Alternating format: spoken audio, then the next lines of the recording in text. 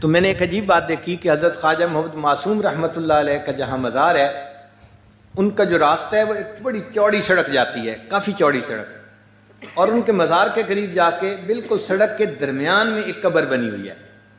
تو مجھے دیکھ کے بڑی حیرت ہوئی، تو میں نے جو خانقاہ کے گدی نشین تھے ان سے پوچھا کہ حضرت یہ قبر پہلے بنی ہوئی تھی بعد میں راستہ بنایا گیا، یا پہلے راستہ بنا ہوا تھا بعد میں قبر بنائی گئی؟ اس نے کہا کہ افغانستان کا ایک بادشاہ تھا جو حضرت خواجہ معصوم رحمۃ اللہ علیہ سے بیعت تھا، اس نے وصیت کی تھی کہ اگرچہ میں دنیا کے ایک ملک کا بادشاہ ہوں، جب میں فوت ہو جاؤں تو میری قبر اس راستے کے درمیان میں بنانا جو راستہ میرے شیخ کی قبر کو جاتا ہے۔ یہ دنیا کے بادشاہ ہیں اور اللہ والوں کے قدموں میں لیٹنا پسند کرتے ہیں۔ سمرقند جانے کا موقع ملا تو ایک صاحب مجھے کہنے لگے کہ میں آپ کو امیر تیمور کی قبر دکھاؤں۔ میں نے کہا بھائی مجھے کوئی اتنا انٹرسٹ تو نہیں ہے، لیکن تاریخ کے ایک طالب علم ہونے کے ناطے اگر دیکھ لوں گا تو اچھی بات ہے۔ تو وہ مجھے ایک جگہ لے کر گیا، میں نے دیکھا کہ وہاں پر ایک قبر اوپر ہے اور اس کے نیچے 3-4 قبریں ہیں، اور ایک قبر بالکل اس قبر کے بالکل ساتھ، کوئی 6 انچ کا فاصلہ ہوگا آپس میں، اوپر نیچے 2 قبریں یوں بنی ہوئی ہیں۔ تو میں نے اس سے سوال پوچھا کہ یہ 2 قبریں اس طرح قریب قریب کیوں بنی ہوئی ہیں؟ اس نے کہا کہ جی امیر تیمور کے شیخ تھے، تو امیر تیمور نے وصیت کی تھی کہ اگرچہ مجھے امیر جہاں کہا جاتا ہے، وہ دنیا کا بادشاہ تھا، کہ اگرچہ مجھے امیر جہاں کہا جاتا ہے، جب میں فوت ہوں تو میری قبر ایسے بنانا کہ میرا سر میرے شیخ کے قدموں کے ساتھ لگ رہا ہو۔ یہ لوگ دنیا کے بادشاہ کہلاتے ہیں اور یہ اللہ والوں کے قدموں میں لیٹنا اس طرح پسند کرتے ہیں۔ حضرت خواجہ ابوالحسن خرقانی رحمۃ اللہ علیہ کا ایک واقعہ کتابوں میں لکھا ہے، بہت فقیر منش بزرگ تھے، ہر وقت اللہ کی یاد میں لگے رہتے تھے، اور ان کی کتاب میں یہ لکھا ہے کہ فرمایا کرتے تھے اے اللہ تو جانتا ہے۔ آپ دیکھیں ایک بزرگ کا اس طرح سے کوئی بات کرنا یہی بڑی اہم بات ہوتی ہے، اور وہ اللہ کو حاضر ناظر جان کر اگر بات کریں تو پھر بات اور اہم ہو جاتی ہے۔ تو فرماتے ہیں اے اللہ تو جانتا ہے کہ میں نے اپنی زندگی کے 73 سال اس طرح گزارے کہ تیرے سوا میرے دل میں کوئی اور نہیں تھا۔ اے اللہ تو جانتا ہے کہ میں نے زندگی کے 73 سال اس طرح گزارے کہ تیرے سوا میرے دل میں کوئی اور نہیں تھا۔ اللہ کو گواہ بنا کے بات کرنا، اللہ اکبر کبیرہ، کیسی پاک صاف زندگی ہوگی ان کی۔ ان کے زمانے میں ایک بادشاہ تھا، اس کا نام تھا سلطان محمود، غزنہ علاقہ ہے افغانستان میں، وہاں کا رہنے والا تھا، تو اس لیے اس کو غزنوی کہتے تھے، سلطان محمود غزنوی۔ ہندوؤں کی ایک جگہ تھی جہاں ان کا مندر بنا ہوا تھا، بت رکھے ہوئے تھے، اور جگہ کا نام تھا سومناتھ۔ تو سلطان محمود غزنوی نے 16 مرتبہ اس جگہ پر حملہ کیا، اور ہر جگہ اس کو شکست ہوئی، ہر مرتبہ شکست ہوئی، کیونکہ ہندو لوگ اوروں کو بھی ساتھ ملا لیتے تھے اور وہ تعداد میں زیادہ ہو جاتے تھے اور مسلمانوں پر غالب آ جاتے تھے۔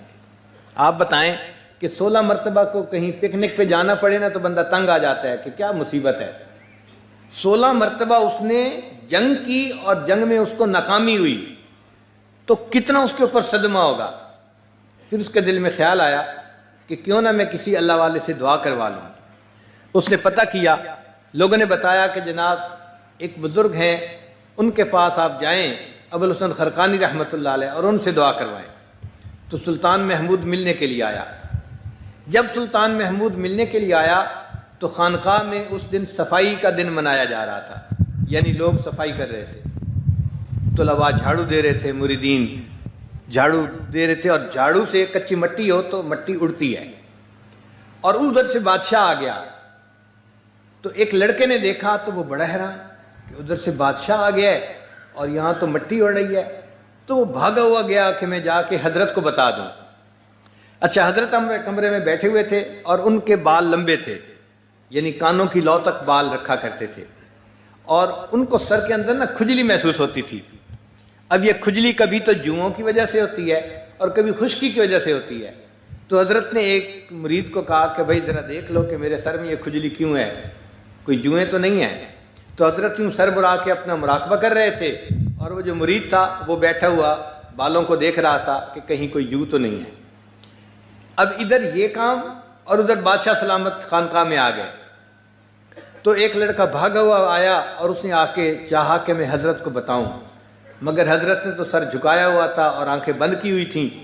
تو وہ جو لڑکا ان کے بال دیکھ رہا تھا نا، خادم، تو اس نے اس کو اشارے سے بتایا کہ حضرت کو بتاؤ کہ بادشاہ سلامت آ رہے ہیں۔ تو جب اس لڑکے کو پتہ چلا نا کہ بادشاہ سلامت آ رہے ہیں، تو اس نے حضرت کو یوں ہلایا، حضرت حضرت حضرت حضرت۔ تو حضرت نے اس کی طرف متوجہ ہو کے فرمایا کہ کیا ہوا؟ کہنے لگا حضرت وہ بادشاہ سلامت آ رہے ہیں۔ جب اس نے کہا کہ بادشاہ سلامت آ رہے ہیں تو خواجہ خرقانی رحمۃ اللہ نے فرمایا اوہو، میں سمجھا کوئی بڑی سی جوں تیرے ہاتھ آ گئی ہے۔ تو دنیا کی بے قیمتی ان کی نظر میں دیکھو کتنی ہوتی ہے کہ میں سمجھا کوئی بڑی سی جوں تیرے ہاتھ آ گئی ہے۔ خیر حضرت پھر اٹھے اور حضرت نے بادشاہ کا استقبال کیا اور اس کو اپنے پاس بٹھایا۔ کچھ دیر بات چیت رہی۔ کچھ بات چیت کے بعد اس کے پاس ایک تھیلی تھی جو درہم و دینار سے بھری ہوئی تھی۔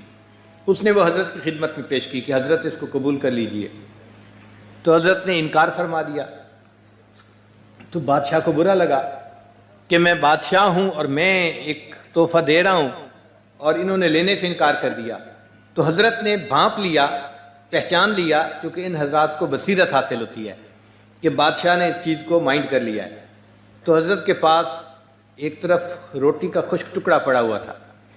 حضرت نے وہ اٹھا کے دسترخوان پہ رکھا اور کہا کہ بادشاہ سلامت یہ روٹی کھانا شروع کیجئے۔ تو بادشاہ نے تعمیل حکم میں وہ روٹی کا ٹکڑا منہ میں ڈالا۔ اب وہ اتنا خشک تھا کہ اس کو نگلتے ہوئے مشکل بنی۔ جب نگلتے ہوئے مشکل بنی تو حضرت نے سوال پوچھا کہ بادشاہ سلامت آپ کو یہ ٹکڑا نگلنے میں مشکل ہو رہی ہے؟ حضرت یہ اتنا خشک ہے کہ نگلنا واقعی میرے لیے مشکل ہے، یہ تو میرے حلق میں ہی اٹک گئی ہے۔ حضرت نے فرمایا جیسے یہ خشک روٹی تمہارے گلے میں اٹک گئی ہے، نگلنی مشکل ہے، یہ تمہاری دولت بھی اسی طرح میرے گلے میں اٹک جائے گی، نگلنی مشکل ہو جائے گی، میں بھی اسے واپس کر رہا ہوں۔ اس وقت بادشاہ نے کہا کہ حضرت میں نے 16 مرتبہ سومناتھ پہ حملہ کیا ہے، مگر 16 مرتبہ میں ناکام ہوا ہوں۔ اب میں پھر ارادہ رکھتا ہوں کہ میں اس کو فتح کروں اور اس میں بت پرستی کو ختم کروں، تو آپ دعا فرما دیجئے۔ تو حضرت نے اپنا کرتا اس کو دیا، جبہ دیا، فرمایا کہ جاؤ لشکر کشی کرو، اور جب جنگ ہو اور تم دیکھو کہ تمہارے لیے مشکل ہو رہی ہے جنگ جیتنا، تو اس وقت اس کرتے کو اپنے سامنے رکھ کے اللہ سے دعا مانگنا، اے اللہ اگر اس کرتے والے کا تیرے ہاں کوئی مقام ہے تو تو اس کی برکت سے اللہ مجھے فتح عطا فرما دے۔ سلطان محمود وہ کرتا لے کے چل پڑا۔ چنانچہ واپس آ کے اس نے تیاری کی اور پھر حملہ کیا۔ اب جب حملہ کیا تو کافروں نے پھر اوروں کو مدد کے لیے بلا لیا۔ اب دشمن کی تعداد بہت زیادہ تھی، مسلمان تھوڑے تھے۔ لڑائی ہوئی، مگر اس لڑائی میں مسلمان پھر کمزور پڑنے لگے۔ جب سلطان محمود نے دیکھا کہ کمزور پڑنے لگے ہیں مسلمان اور پیچھے ہٹنے لگے ہیں، تو اس نے کرتے کو سامنے رکھ کے پھر دعا مانگی کہ یا اللہ اگر اس کرتے والے کا تیرے ہاں کوئی مقام ہے تو اس کی برکت سے تو مجھے سومناتھ کا فاتح بنا دے۔ اللہ کی مدد آئی اور ایسا جنگ کا پانسا پلٹا کہ کافر بھاگنے لگے اور اللہ نے مسلمانوں کو فتح عطا فرما دی۔ اب جب مسلمانوں نے سومناتھ کو فتح کر لیا تو بادشاہ نے حکم دیا کہ اس میں جتنے بت پڑے ہیں ان سب بتوں کو توڑ دیا جائے۔ تو ہندوؤں نے ایک پیغام والے بندے کو بھیجا کہ جی آپ بتوں کو توڑے نہیں، ہم ان بتوں کو سونے کے برابر تول کر لے لیتے ہیں، یعنی جتنا ان کا وزن ہے نا اتنا وزن سونا دے دیتے ہیں اور یہ بت ہم آپ سے لے لیتے ہیں، ان کو توڑے نہیں۔ تو سلطان محمود نے انکار کر دیا۔ کسی نے پوچھا بادشاہ سلامت وہ اس کے برابر ہم وزن سونا دے رہے تھے اور آپ نے سونا لینے سے انکار کر دیا اور کہا کہ نہیں میں تو بت کو توڑ کے رہوں گا۔ سلطان محمود نے جواب دیا کہ اگر میں ان کو سونے کے بدلے دے دیتا لوگ مجھے بت فروش تو کہا کرتے، بت شکن نہ کہتے۔ میں تو بت کو توڑنا چاہتا ہوں، اس کو بیچنا نہیں چاہتا۔ چنانچہ سلطان محمود کے حکم پہ بت کو توڑا گیا۔ اللہ کی شان دیکھیں کہ وہ بت اندر سے خالی تھے اور ان کے اندر ہیرے جواہرات پڑے ہوئے تھے، اور ان ہیرے جواہرات کی قیمت ہم وزن سونے سے بھی دگنی تھی۔ تو اللہ نے دنیا کا بھی فائدہ دے دیا اور آخرت کے اعتبار سے اس کو بھی بت شکن بنا دیا۔ سلطان محمود بڑا خوش تھا، بڑا خوش تھا۔ اس نے سوچا میں جاؤں اور خواجہ ابوالحسن خرقانی رحمۃ اللہ علیہ کو جا کر میں مبارکباد دوں اور یہ خوشخبری سناؤں۔ چنانچہ وہ خواجہ ابوالحسن خرقانی رحمۃ اللہ علیہ کے پاس آیا اور آ کر کہا کہ حضرت اللہ نے میرے اوپر رحمت فرمائی اور مجھے سومناتھ کا فاتح بنا دیا۔ تو حضرت نے اس سے کہا کہ اچھا مجھے یہ بتاؤ کہ تم نے کرتے کو رکھ کے دعا کیا مانگی تھی؟ حضرت میں نے دعا مانگی تھی یا اللہ اگر اس کرتے والے کا تیرے ہاں کوئی مقام ہے تو اس کی برکت سے مجھے سومناتھ کا فاتح بنا دے۔ فرمایا تو نے بہت سستی قیمت لگائی، اگر تم اس وقت یہ کہتے اللہ مجھے پوری دنیا کا فاتح بنا دے، اللہ تجھے پوری دنیا کا فاتح بنا دیتے۔ نہ پوچھ ان خرقہ پوشوں کی ارادت ہو تو دیکھ ان کو، یدے بیضا لیے بیٹھے ہیں اپنی آستینوں میں۔ تمنا درد دل کی ہو تو کر خدمت فقیروں کی، نہیں ملتا یہ گوہر بادشاہوں کے خزینوں میں۔ تو یہ اللہ والے دیکھنے میں فقیر منش ہوتے ہیں مگر یہ حقیقت میں دلوں کے بادشاہ ہوتے ہیں۔ اللہ کی محبت کی وجہ سے اللہ ان کو وہ مقام عطا فرما دیتا ہے۔ تو ہم بھی اللہ کے ذکر کو کثرت کے ساتھ کریں تاکہ ہمارا دل بھی اللہ کی یاد سے منور ہو جائے اور اللہ کی محبت ہمارے دلوں میں بھر جائے۔ پھر جب ہم اللہ کے سامنے پیش ہوں گے تو اللہ تعالی ہمارے ساتھ محبت کا معاملہ فرمائیں گے۔ آج اکثر بہانہ کر دیا جاتا ہے جی کہ ہمارے پاس وہ فرصت ہی نہیں ہوتی۔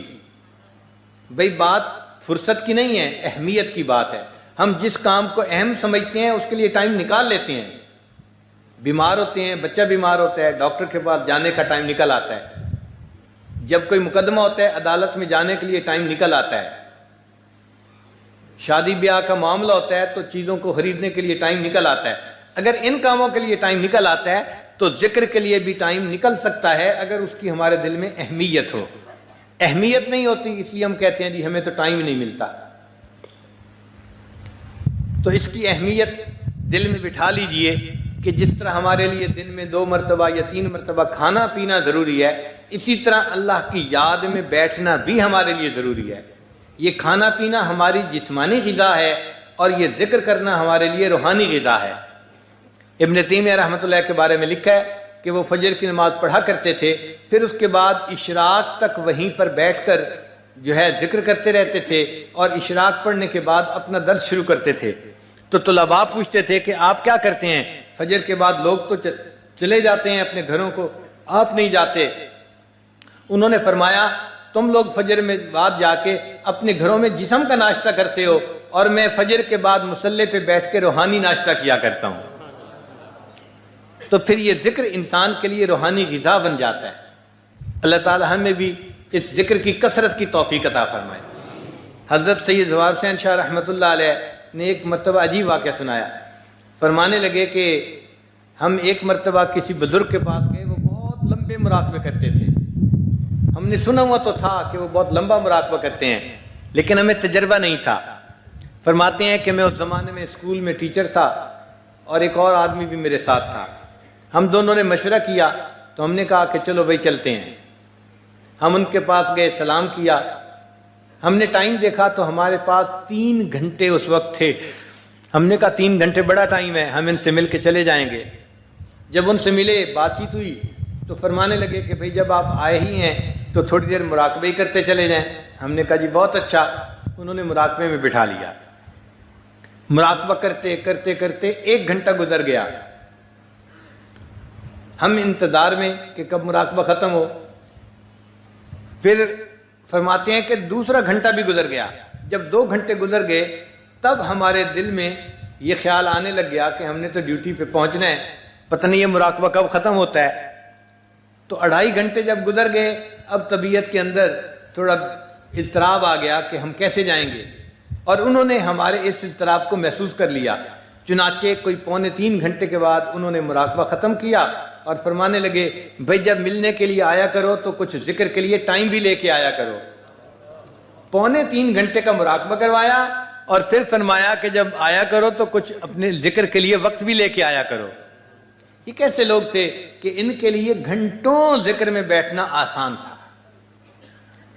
چنانچہ نقشبندیہ سلسلہ کے ایک بزرگ گزرے ہیں سید احمد بدوی رحمۃ اللہ علیہ، مصر میں تھے۔ ان کے بارے میں کتابوں میں لکھا ہے کہ یہ 40 دن کا مراقبہ کیا کرتے تھے۔ وہ کیسے کہ مراقبے میں بیٹھ جاتے تھے، پھر صرف فرض نماز کے لیے اٹھتے تھے اور فرض نماز پڑھ کے آ کے پھر مراقبے میں بیٹھ جاتے تھے، پھر اگلی فرض نماز کے لیے اٹھتے تھے اور فرض نماز کے بعد پھر مراقبے میں بیٹھ جاتے۔ 40 دن تک صرف نماز پڑھتے تھے یا مراقبہ کرتے تھے یا پھر قضاء حاجت کے لیے اٹھتے تھے، اس کے سوا کوئی کام نہیں ہوتا تھا۔ 40 دن اس طرح ذکر میں گزارا کرتے تھے۔